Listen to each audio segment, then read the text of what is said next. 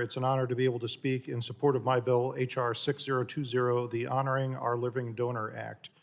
I think we can all agree that one of the most selfless acts that someone can commit is the donation of an organ to someone else, and yet it happens thousands of times each year. In fact, in 2022, nearly 6,500 lives were saved through the donation of an organ by a living donor.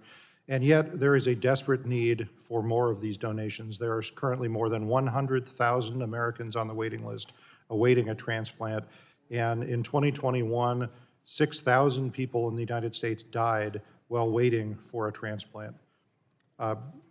Between 2006 and 2021, the list of Americans waiting for a kidney donation rose by over 50%, but unfortunately, kidney donations declined by 7%.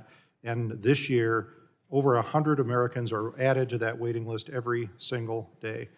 And the reason for this is that it is a huge commitment to be a living organ donor. In addition to the medical commitment, the typical living organ donor spends over 10% of their annual income just to be a donor.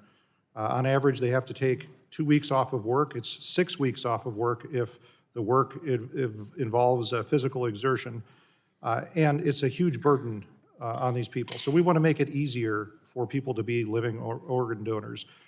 In 2007, Congress established the National Living Organ Donor Assistance Center, which provides assistance financially to donors who make less than 350% of the poverty line.